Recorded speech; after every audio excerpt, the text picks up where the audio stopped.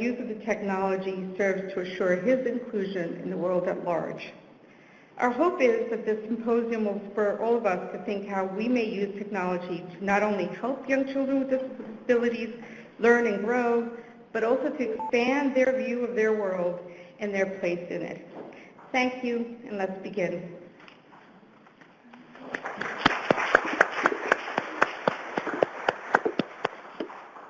So, thank you, Carmen and Terry. Can you hear okay in the back? Okay. Now, it's my great pleasure, not only as a professional, but as an avid viewer of every episode of the television program, The Little Couple, to introduce Bill Klein, the co-star with his terrific family of that show. Although I personally think, sorry, Bill, that Will and Zoe steal the show. If you've seen it, you know of what I speak. Bill is an entrepreneur with a number of successful ventures, including Can Do Enterprises, through which he and his wife, Dr. Jennifer Arnold, work to support anti-bullying initiatives. Dr. Arnold, by the way, is also a neonatologist and the medical director of the Stimulation Center at Texas Children's Hospital. Bill, however, is the one responsible for technology use in their house. And he is going to share some of his family's experiences with technology and kick off the symposium with a family perspective. So please welcome Bill.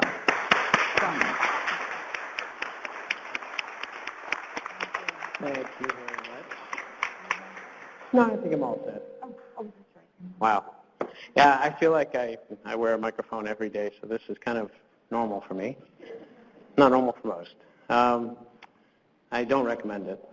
You can't say anything without getting into trouble, especially if you're the husband. All right. Let me see. We're seemingly well into my presentation. So we're going to try and go back just a drop here. All right, it wasn't me. Help me, Nolan.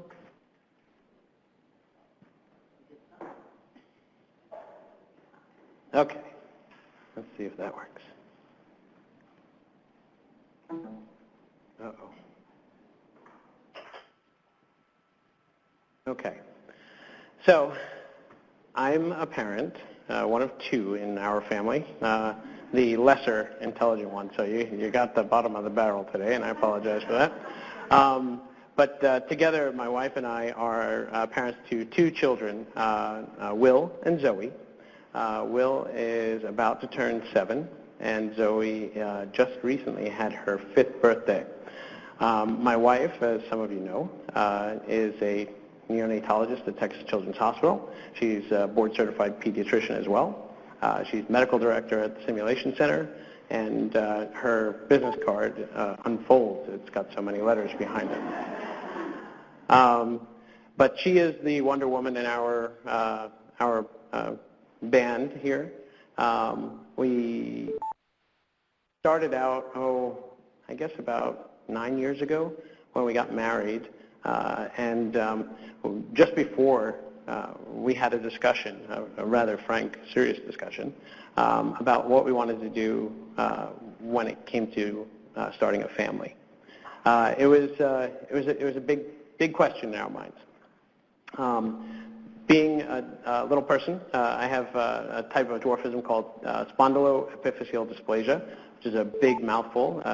It basically means that I have a lot of orthopedic issues. I'm short in stature, which, in case you didn't see. And my wife as well has spondyloepiphyseal dysplasia. This is an autosomal dominant trait, which means that if you put them both together, there's a higher degree of lethality associated with our offspring.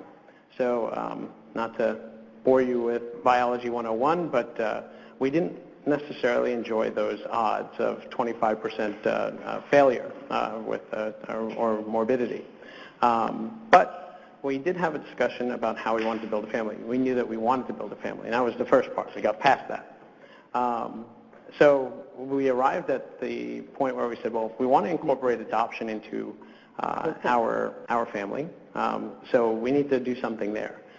We don't want to hurt my wife, who's a bit smaller than me, by carrying a baby, so why don't we do some genetic testing, we'll do some embryo creation in a laboratory, and then if we're successful, we can transfer those embryos to a surrogate and try and start a family that way as well. So about 9 years ago, I can't believe it's that long, we put our names on a list, on 2 lists actually. One with LPA, Little People of America. It's a support group for people with short stature. There's a coordinator that works with members that are interested in becoming prospective adoptive parents. So we put our names on that list. I think we were number 33 at the time. And then we got married, and then we found this website a few months later called rainbowkids.com. Rainbowkids.com works to connect prospective adoptive parents with kids from all around the globe that have different types of special needs, moderate or mild. And you can pick your flavor of issues that they might be coping with. And for us, we felt that because of our skeletal dysplasias, that we were most appropriately engineered to raise children that also had dwarfism. So we put our names on that list. And we waited a good amount of time. We waited a really long time, about 5 years. In the meantime, we were working on having a baby through surrogacy. We failed a couple of times. We had some miscarriages, and we were starting to get a little depressed. And that happens. You know, we had our surrogate was bummed out about our second miscarriage. My wife, of course, was a little bit more pragmatic about it, but she was still torn to pieces. And me, I was somewhere in between. I didn't know where to be. I was the guy, so I don't know what my emotions are. I don't have control. So we went through that evolution, and we started to think that this might be life without kids in it. And you can go sit.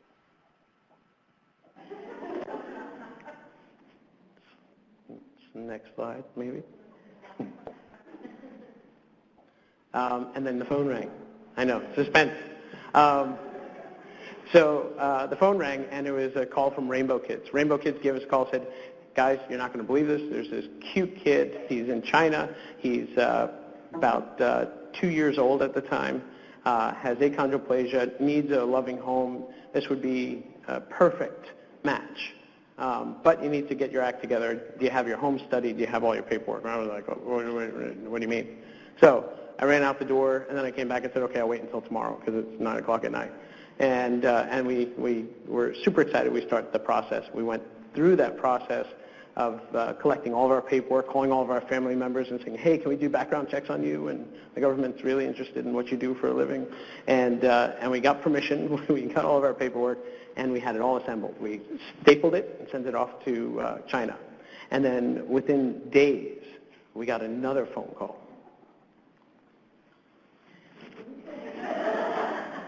The phone literally rang again. This time it was from LPA, the support group that we had put our names on the list about 5 years earlier. She called us up and said, I know you guys are in the midst of adopting Will. I heard about him. He's fantastic. This is super exciting.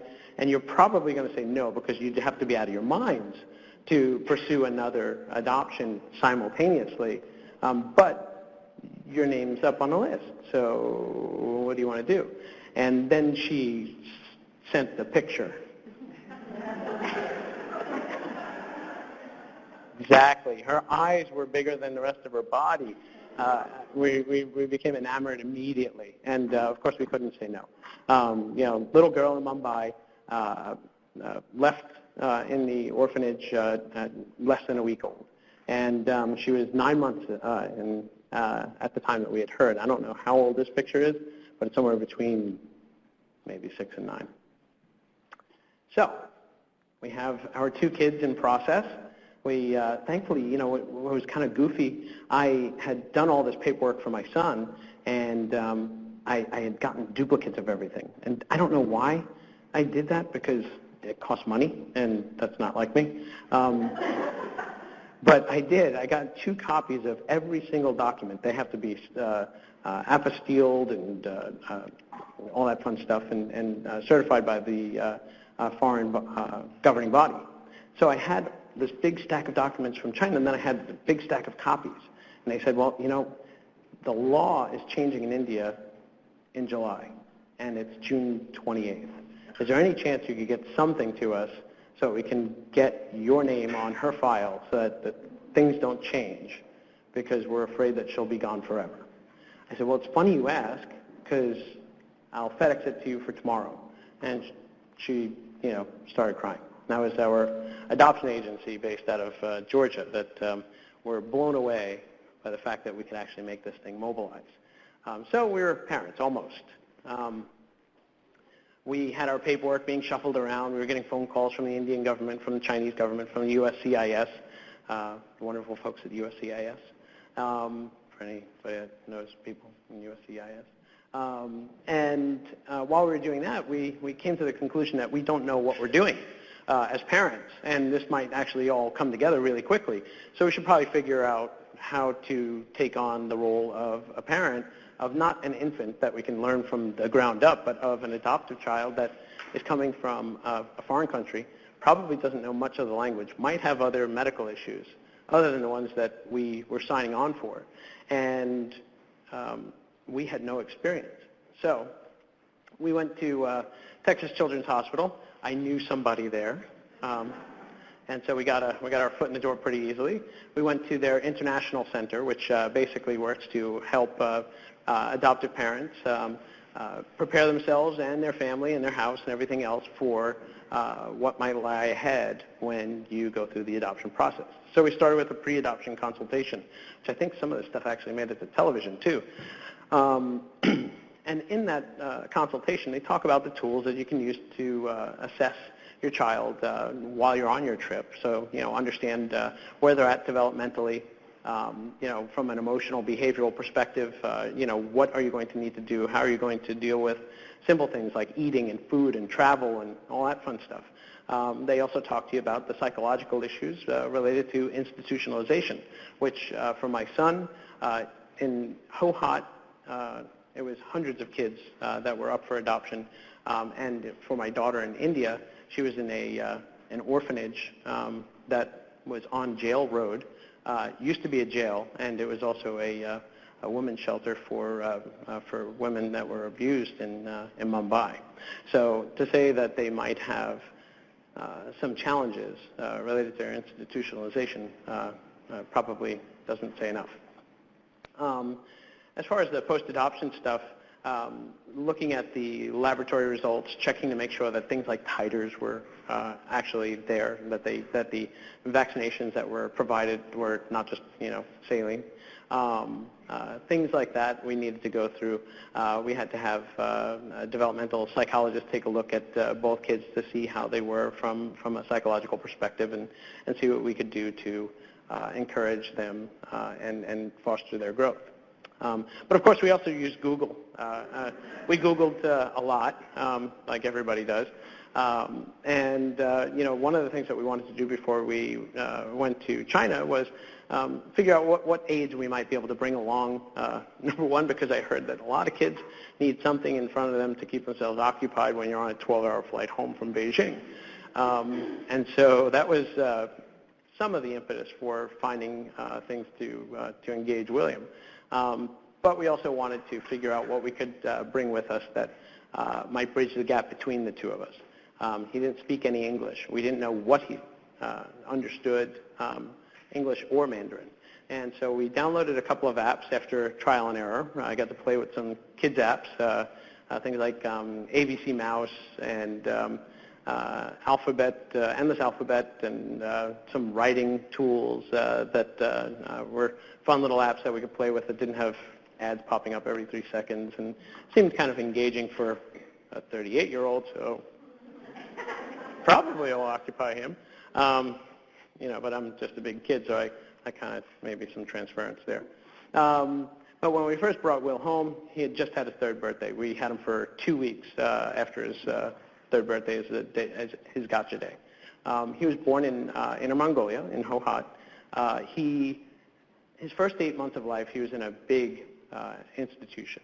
So he was one of hundreds of kids, as I mentioned before, and he was not very well cared for. In fact, it appears that he contracted bacterial meningitis while he was in the orphanage in Hohat, which is an 8-hour drive from Beijing, which is where he wound up being shipped off to. Somehow, my son persevered, survived an 8-hour ride, and made it to the hospital in Beijing. They did a spinal tap. They saw multiple cultures, and what that basically means is my wife started to wonder whether or not the doctors in China were as good as the ones at Texas Children's, but not knowing, we had to assume that there was some exposure, and so we started to evaluate Will's developmental status based on both exposure to meningitis as well as being internationally adopted, being in China, being in an orphanage, and having achondroplasia. But luckily, he was moved to an institution that could care for him after moving to Beijing. There was a foster care facility that took him in. They specialized in caring for kids with special needs.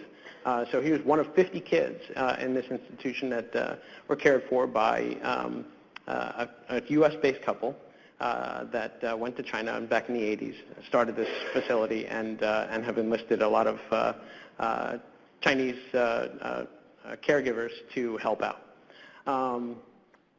The caregivers, though, they provided care as needed, which is kind of common in big institutions like this. So it was pro re nata, on demand was the way they handled things, but it wasn't proactive, and that's kind of a disadvantage for a lot of kids that are needing a little bit of encouragement.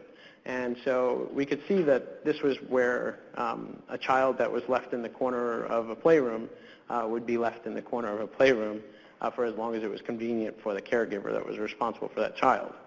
So that was kind of where we saw Will's developmental status when we got him. The fact that he has achondroplasia does add to the complication of understanding his development. So achondroplasia occurs in 1 in every 25,000 live births. That's like a general figure. I've seen like 15,000, 40,000. I'm not absolutely sure on that, but I averaged them out. So as it happens about 1 every 25,000. It's caused by mutation in the FGFR3 gene. It impacts your skeletal system. It impacts your muscular development. And because your midface is smaller, you have some issues with respect to drainage of your ears. Your eustachian tubes are more lateral. And so ear infections are prevalent in achondroplasia. This all adds up to, of course, the potential for developmental delays. Short stature, of course, we're familiar with exclusion and bullying and all that fun stuff. I witnessed it in my son's foster care facility. He was getting pushed around, toys taken away from him. And as an outsider, as a U.S. citizen in China, I was afraid to do too much until I could actually say he's my son and now I need to protect him because he was still in the care of the foster care facility. It was a very painful day. It did end on a happy note, but it was tough to see some of those things at such a young age. The psychological impact as they grow up will, of course, continue, and I can attest to that. Orthopedic issues and corrective surgery, it's not just the surgery itself, it's the impact that it has on your psychosocial situation. When you're taken out of the mix, everybody else is moving forward developmentally. And so at an early age, up until secondary school and even college, or when my wife got her hips replaced during residency in Pittsburgh, it does have an impact on your ability to keep up with your friends, with your classmates, and the classwork. Hypotonia, which is something that's more exclusive to achondroplasia, not so much to Jennifer and me, relates to muscle tone. And so the resting muscle tone is less, and therefore gross and fine motor skills are also developmentally behind. And that's just because of achondroplasia. We haven't gotten into the other stuff yet, but we're going to. So with Zoe, when we got her, she had just turned 2. She was born in Mumbai. We got a chance to go there to pick her up. We found out about Zoe when she was just 9 months old. Her entire life, up until the day that we took her out of the orphanage, she was in a state-run institution. As I mentioned, it was on Jail Road. It was a rescue home for women above 8 years old, and then an adoption orphanage for boys and girls 7 and under. The resources there it made China look like Disneyland. It was amazing, amazingly terrible. No toys, no books, no windows in some places. It was depressing, and it also helped us understand where Zoe was coming from, so when we got back to the States, we would be more apt to address those concerns. So we were fortunate to be able to see everything. They took us for a tour to understand it all, but while that tour was valuable, it was also upsetting. In Mumbai, they speak Marathi, they speak Hindi, and to a lesser degree, they speak English. So she had some exposure to multiple languages, which at an early age can be good if you continue them, and not so good if you're converting to the third language that she's been exposed to. The staff there, were the aunties, Indian women mostly, because of the fact that it was also a women's shelter that took care of kids as if they were their own, which meant they loved them, but they could only do so much with limited resources. And of course, they didn't have many kids with special needs because in India, at a population of over 1 billion, the way that they look at people is different than the way we look at people here in the States.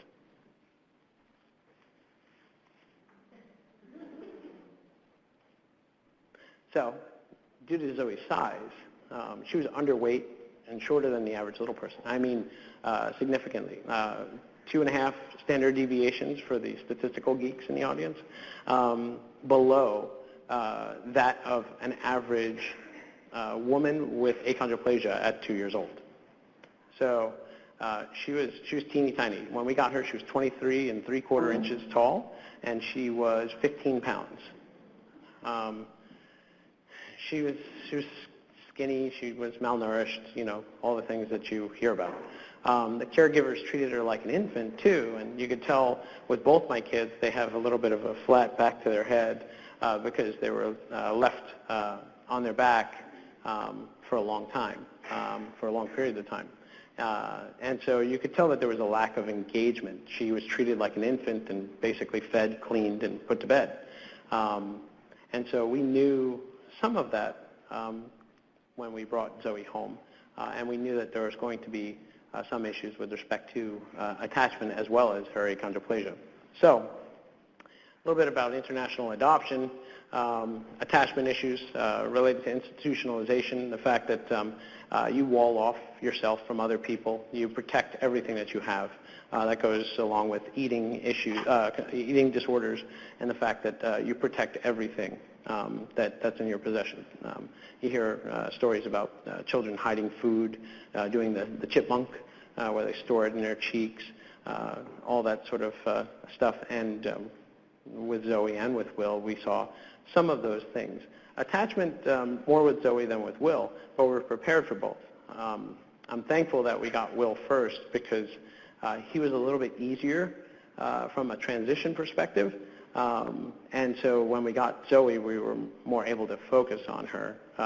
And Will was kind of set about 20 minutes after we got him, so it was kind of unique. But learning disabilities, obviously malnutrition has a role in that. Interactivity, engagement, all that fun stuff kind of comes into play with international adoption. So, Yeah. finally, my amazing segue into why I'm here. Introducing technology. So, the biggest concern that we had was, well, we're not experienced parents. We don't have a syllabus. We don't have, a set of directions on how to deal with some of the things that we might run into. So we tried to prepare ourselves the best we could by seeing those professionals. And we also took a look at technology, hoping that some people like yourselves have created programs and have influenced people to create programs that my children can use to help them accelerate the catch-up of the gap that now exists between a child that's coming home that's 4 years old from China and a child that he's going to meet in his classroom next fall. Yeah. So when we got Will, we started with him. He was our guinea pig. We gave him an iPad before we could show him how he swiped the unlock button. And I was like, he's a genius. That's it. We're done. And it was in the hotel room. We had him for an hour and a half. Like, we hung out. We looked at some cars. He went upstairs, used the restroom, played with the iPad. We were done. I was like, that's like me. I couldn't have created a kid genetically that was more like me. And so, he found the apps, and he started touching things. And even though he didn't really understand what he was doing, it was interesting to see that he was completely engaged in the process. He was playing with his app, and we had this big Fisher-Price thing in an effort, a fruitless effort, to protect my precious iPad. That thing was broken in half in another 30 seconds and on the floor.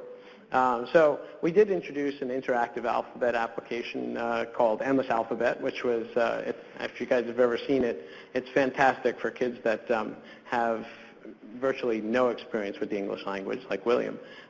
You put your finger on a big jumble of letters that are scattered everywhere, and you drag it to the appropriate spot in a word, which is just kind of highlighted but grayed out. And as you drag the letter over to the word, the letter comes alive and starts making sounds similar to the way the letter is supposed to sound. So it was this great engaging process that Will, you could hear him laughing, giggling. He made like the letter was eating his finger and shout ouch and fun stuff like that. But it became a great resource for him because he started to learn his alphabet really quickly. Quicker than we had expected. But it also helped us to identify some of the concerns that we were having with respect to developmental delays related to speech and language. So we took him to a speech therapist, to a speech pathologist, and they did an evaluation. They found a few things that we needed to address. Initial consonant deletion was one of them. That was a fun one because he would say ood when he was hungry, and nobody understood except for mom and dad what he was trying to say. There were other pathologies that were combined with this one that made it very difficult for the pathologist to kind of get through it first. But through perseverance, through interactive apps, and through marrying some of the lessons that they were doing in the classroom with the technology that we had at home to help reinforce it, he started to overcome those deficits to the point where now he's gone from 2 days a week to 1 day a week in speech. He speaks more eloquently. He corrects his sister when she doesn't say something properly. He corrects me when I don't say something properly. He doesn't correct mom. I don't know what the deal is there. We discovered also an app called ABC Mouse. And this one has games, puzzles, lessons, all sorts of fun stuff that you can utilize to help with your kids' developmental delays and trying to bridge that gap. It was kind of interesting because it has a reward system in it that my kids all appreciate. And so utilizing ABC Mouse became kind of a religion around the household. The ability to track your progress, to gain rewards, and keep the kids engaged was the most important part. The byproduct of that engagement wound up being an acceleration in their development. And so we continue to encourage both of them to utilize those apps as well as some others with respect to writing and fun stuff to continue down that path. So after seeing the progress that Will made, we explored other products. This is something called Osmo Tangram. I don't know if I'm pronouncing that right, but it's cool. You set up your iPad, and you get a bunch of blocks, and you get to move them into the same position that's shown on the screen.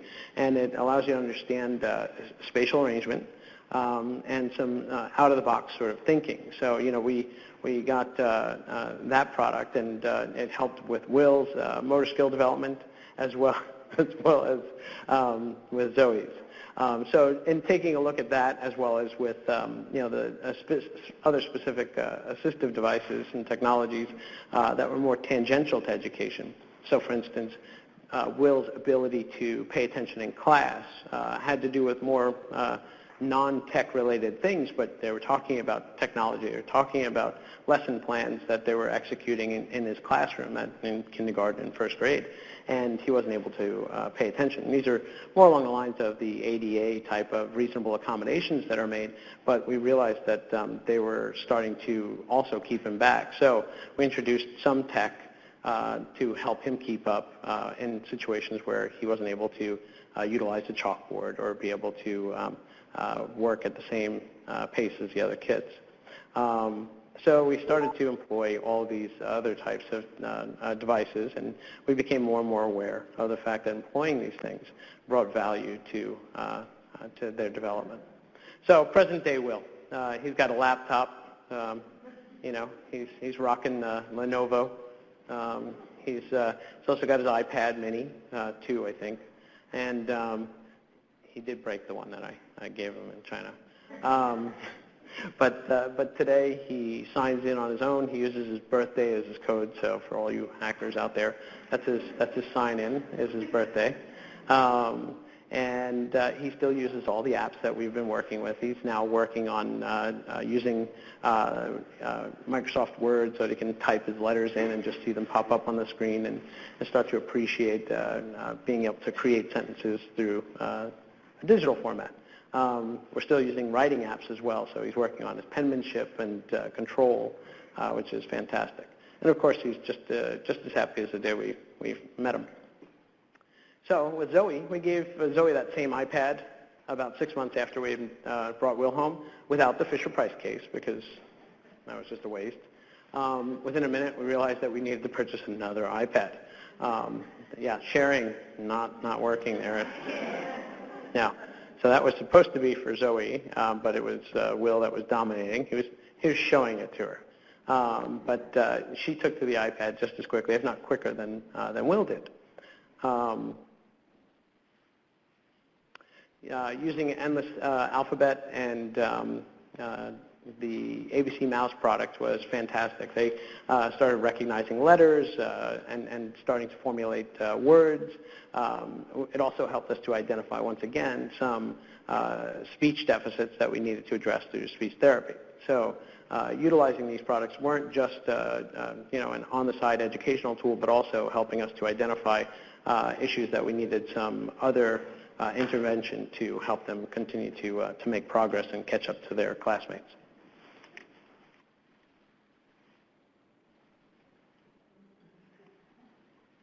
All right, that's it. So she loved ABC Mouse. She loved interacting with the animals. There's a part of the ABC Mouse app. It's got like a farm and a safari thing. She was on a plane, and she had the earphones on, and she couldn't tell how loud her voice was.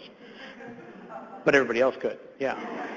And so, yeah, she was showing me what she was using there, kind of hysterical. She would touch the giraffe, and you'd just hear her shout, "Giraffe!" And everybody else knew what she was looking at. But anyway, we use Osmo with her as well. It helped with her motor skills and understanding spatial arrangement, which was great. It helps her to write on my walls really well. She's also a photographer in making. That middle picture there is actually a selfie. Yep. And she can hack anybody's phone. She doesn't care whether you're rocking a Samsung or it's an iPhone, iPad, whatever. All of a sudden, there'll be 50 pictures on your phone that you didn't know she took. And not all of them are flattering, but normally in frame. But for Zoe, independence was, of course, a thing that we wanted to key in on. We wanted to make sure that she felt comfortable, that she felt secure, and she was able to do the things that she wanted to do So enabling her to have a voice turned out to be the most important thing. And when people pat a little person on the head, most little people don't like it, especially when you're 42, by the way. But when you're 5, it's not much more well received. So Zoe had come home and said, I don't like being pat on the head. My wife said, tell your teacher to tell the other student and tell the other student. So the next day, the teacher came out and said, Zoe told everybody she didn't want to be pat on the head. And nobody has touched her head since. So the voice was important. So today, Zoe's gone from being a little girl that had attachment issues, which if you've seen my program, we did talk a little bit about them. It was pretty tough. For the first 2 months that she was home, she wouldn't talk to me at all. She would just cry by the door. And my wife was going through cancer at the time, so it made it a little bit more difficult for us to tackle these issues because I wanted her to feel safe, feel comfortable, and start, catching up with everybody else, leading a productive life. But now she's this. Now she's amazing, and she's a happy kid. She's transitioned. I'd say that 95% of the attachment concerns that we've had are gone. They're still a little bit lingering, and that might change over time. She might not like me when she's a teenager. We'll find out. I'll get back to you. But it's been great. So our role as parents hasn't changed much. Technology has been a tremendous help to us. We've enjoyed the luxury of living in a digital age because we didn't have all the answers in our pocket or on a piece of loose leaf, and having an app to download certainly helped us bridge that gap. But it's our duty to supervise our children's use of technology. We try to do that. It's not just give them the iPad and run away. We try to encourage them to use it for good, not evil. And so we've worked on that. And so right now we're at a good place. And my kids are speaking. They're interactive. They've got a lot of interest in furthering their education through technology. And so I'm very excited, and I thank you guys for continuing to help me to help my kids be all they can be. So thank you.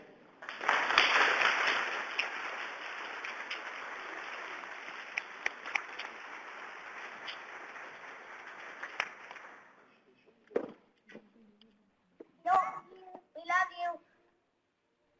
Bye-bye. Say fly safely. Fly safely. Fly safely. Okay.